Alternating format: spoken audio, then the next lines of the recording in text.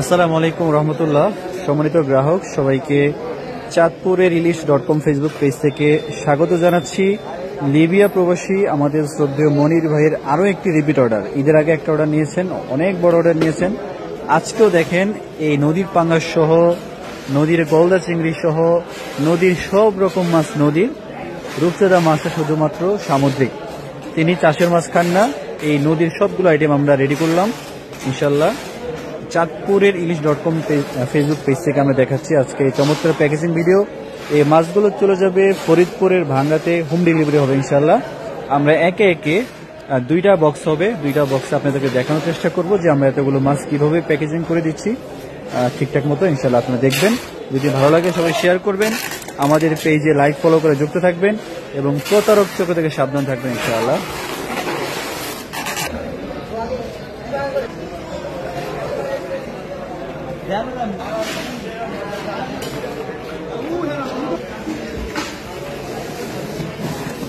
জি, আমরা শুরুতেই দিব নদীর পাঙ্গাস মাছটা।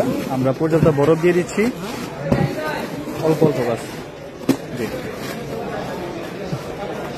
10.5 কেজি প্লাস সাইজের একটা নদীর পাঙ্গাস, একেবারে তাজা মাছ ছিল। ভাইকে আমরা দেখাইছি ভিডিও কলের মাধ্যমে। আজকে এই চমৎকার বড় মাছটা তিনি নিচ্ছেন। জি মাশাআল্লাহ, একেবারে তরতাজা নদীর পাঙ্গাস আমরা দিয়ে দিলাম প্রথম বক্সে।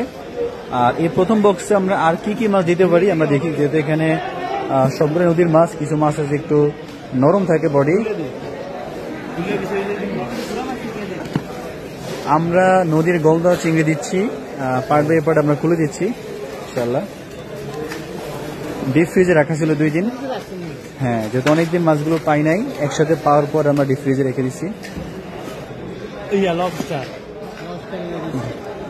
নদীর গলদা চিংড়ি ডিপ ফ্রিজে রাখাতে একদম টাইট হয়ে আছে, পাউডি ভাঙে না থাকে।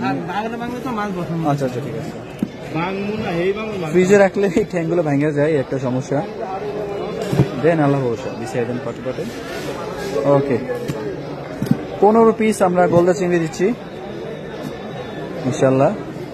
দেশ এবং প্রবাস থেকে যারা আপনারা দেখেন, আপনারা যদি আপনাদের